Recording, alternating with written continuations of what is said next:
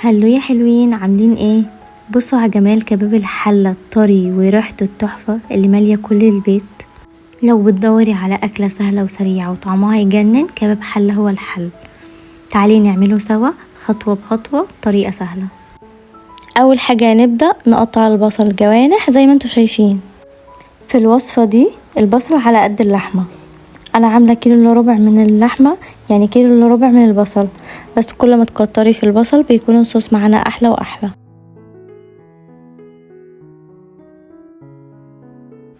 معلقه سمنه كبيره وهننزل بالبصل.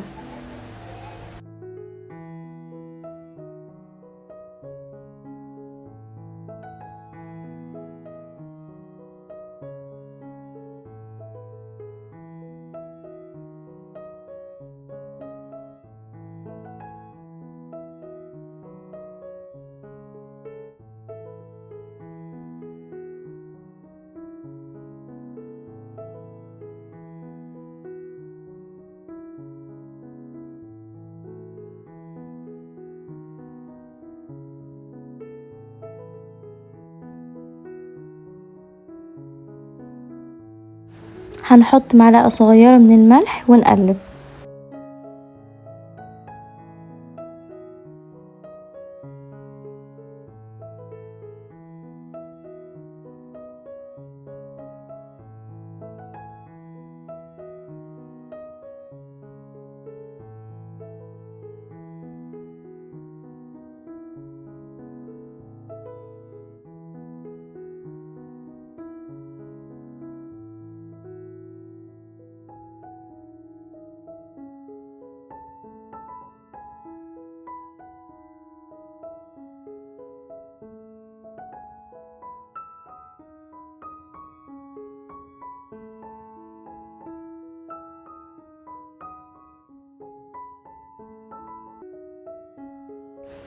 في نص الحله نخلي الماده الدهنيه تنزل، وننزل بمعلقتين من السكر.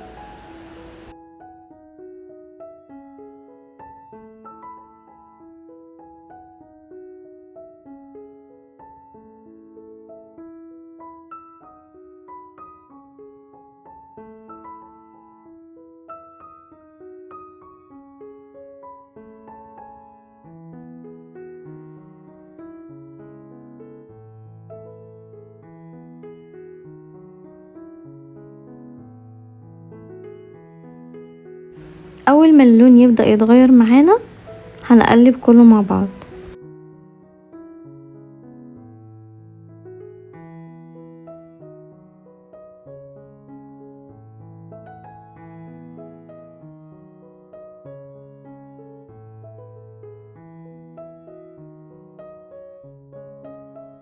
اول ما البصل يكون معانا بالشكل ده ننزل بمعلقة صغيرة فلفل اسود.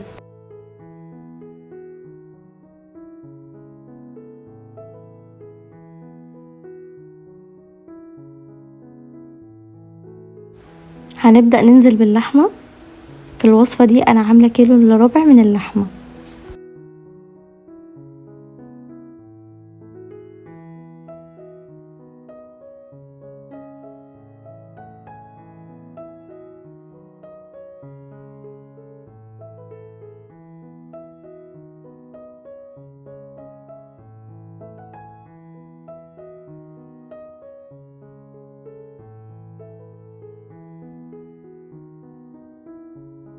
هنبدأ ننزل بالبهارات، معلقة صغيرة فلفل اسود، معلقة صغيرة بهارات لحمة، معلقة صغيرة توم باودر، ورق لورا، وهنقلب ده كله مع بعض.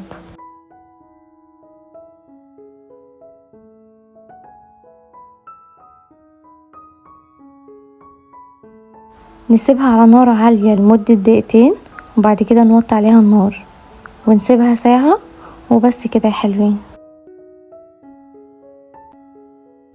لو عجبتك الوصفة ما تنسيش تعملي لايك واشتراك في القناة عشان يوصلك كل جديد.